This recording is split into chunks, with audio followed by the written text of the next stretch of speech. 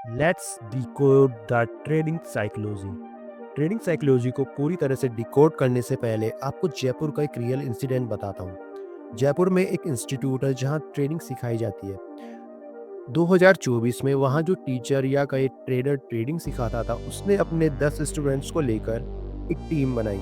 उसने अपनी जॉब छोड़ी और हर स्टूडेंट से 25,000 रुपये मंगवाए और उनका गोल्ड एंड फॉरेक्स ट्रेडिंग के लिए ट्रेडिंग अकाउंट क्रिएट किया।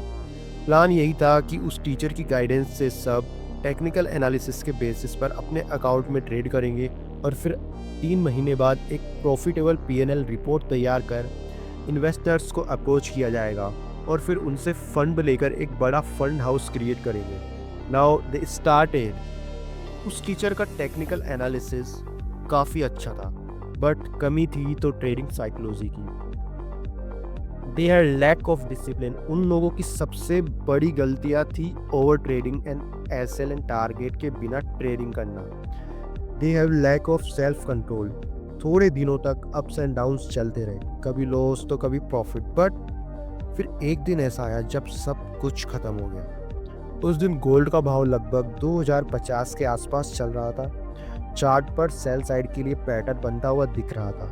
तो उस टीचर के कहने पर सबने गोल्ड शॉर्ट कर दिया विदाउट एसएल। मार्च महीने का कोई दिन था और लगभग शाम के 4 बजे थे। एंट्री लेने के बाद थोड़े टाइम तक तो एंट्री लेवल के आसपास प्राइस घूमता रहा, बट फिर अचानक से बूम हो गया। सबकी पोजीशन फंस चुकी थी क्योंकि एसएल था ही नहीं। लॉस काफ़ी ज़्यादा दिख रहा था। सब डर चुके थे और कोई भी इतने लॉस में पोजीशन कट करने की हिम्मत नहीं जुटा पा रहा था। सब वेट कर रहे थे कि एक बार प्राइस नीचे आ जाए।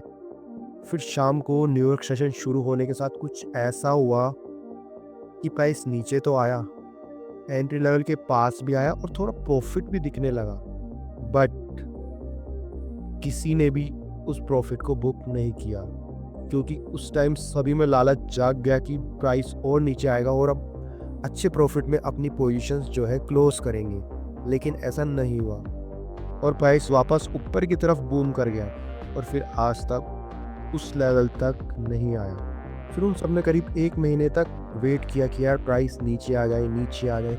हैच करने के लिए ऊपर के लेवल्स पर बाइंग भी की, बट कुछ भी नहीं हुआ।